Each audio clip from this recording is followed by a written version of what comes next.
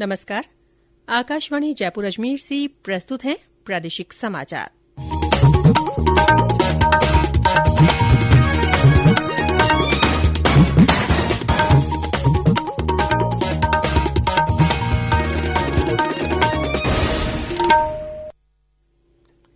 समाचारों के साथ मैं रितिका गुप्ता। प्रदेश की 20 जिलों के 90 नगर निकायों में से 87 निकायों में आज अध्यक्ष पद के लिए चुनाव हो रहा है। ताजा जानकारी मिलने तक जालोर जिले की सांचौर नगरपालिका में कांग्रेस के नरेश सेठ 3 मतों से विजयी घोषित हुए हैं। पाली जिले की तखतगढ़ नगरपालिका से भाजपा के ललित राकावत और जैतारण नगरपालिका से भाजपा के रामस्वरूप भाटी विजयी हुए हैं। इसी तरह सोजत से भाजपा की मंजू निकुम जीती हैं। अध्यक्ष के निर्वाचन के बाद कल उपाध्यक्ष का निर्वाचन होगा। प्रदेश में कोरोना टीकाकरण अभियान के दूसरे चरण के तहत कल 45,000 से ज्यादा फ्रंटलाइन वर्कर्स को टीका लगाया गया। वहीं 53 हेल्थ वर्कर्स को भी कोरोना का टीका लगाया गया। इस बीच केंद्र सरकार ने राज्यों और केंद्र शासित प्रदेशों से कोरोना टीकाकरण की गति को तेज करने को कहा है। राज्यों के स्वास्थ्य मंत्रियों और राष्ट्रीय स्वास्थ्य मिशन के प्रबंध निदेशकों के साथ चर्चा के दौरान केंद्रीय स्वास्थ्य सचिव राजेश भूषण ने कहा कि टीकाकरण का दायरा बढ़ाने की आवश्यकता है। प्रत्येक सत्र में टीके लेने वालों की औसत संख्या बढ़ाई जानी चाहिए। राज्यों और केंद्र शासित प्रदेशों को सलाह दी गई कि वे उन लोगों का टीकाकरण सुनिश्चित करें जो कोविन डिजिटल प्लेटफॉर्म पर पहले से ही पंजीकृत हैं। उन्होंने बताया कि ऐसे 12 राज्य और केंद्र शासित प्रदेश हैं जिन्होंने स्वास्थ्य देखभाल कर्मियों का 60% या उससे अधिक टीकाकरण किया है। प्रदेश में कोरोना संक्रमण से ठीक होने की दर बढ़कर 98.64% हो गई है। राज्य में कल 150 और लोगों के स्वस्थ होने के साथ ही अब तक 3,13,819 लोग ठीक हो चुके हैं। स्वास्थ्य विभाग के अनुसार राज्य में कल संक्रमण के 97 नए मामले सामने आए। इनमें जयपुर और कोटा में 16-16 और जोधपुर में 12 मरीज मिले। इधर राहत की बात यह है कि प्रदेश में अब कोरोना का दायरा कम होने लगा है।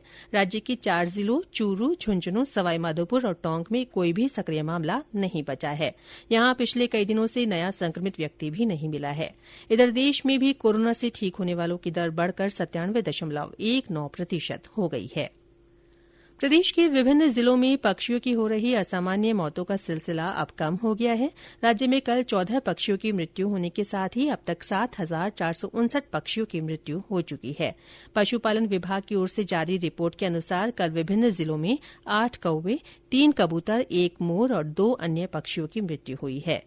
विभाग की ओर से भोपाल की रेफरल लैब को भेजे गए 27 जिलों के 272 नमूनों में से 17 जिलों के 67 नमूनों में बर्ड फ्लू का संक्रमण पाया जा चुका है।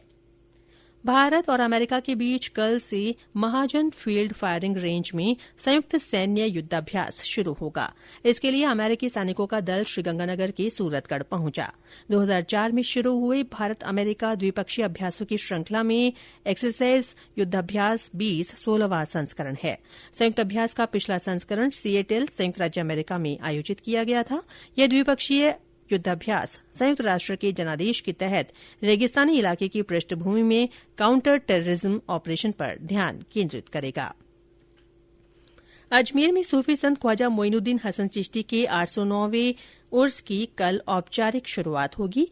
बुलंद दरवाजे पर झंडा चढ़ाने की रस्म के साथ ही ये उर्स शुरू हो जाएगा।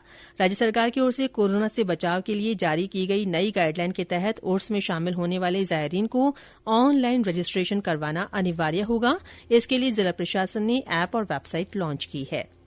प्रदेश में तापमान में उतार चढ़ाव के बीच सर्दी का असर जारी है। आज फिर माउंट आबू में पारा गिरकर जमाव बिंदु पर पहुंच गया। मौसम विभाग के अनुसार राज्य के मैदानी इलाकों में सबसे कम 3 डिग्री सेल्सियस न्यूनतम तापमान सीकर जिले में दर्ज किया गया। इसके अलावा भीलवाड़ा में 3.9, चूरू में 5, चित्तौड़गढ़ में 5.3, उदयपुर में 5.5, अलवर में 6.8 और राजधानी जयपुर में 9.4 डिग्री सेल्सियस न्यूनतम तापमान रिकॉर्ड किया गया। और अंत में कोरोना जागरूकता संदेश। कोविड-19 से बचाव और सुरक्षित रहने के 3 उपाय। मास्क लगाएं, 2 गज दूरी है जरूरी, सुरक्षित दूरी रखें, हाथ और मुंह साफ रखें। इसी के साथ प्रादेशिक समाचार बुलेटिन समाप्त हुआ। हमारा अगला बुलेटिन राजस्थानी में दोपहर 3 बजे प्रसारित होगा। नमस्कार।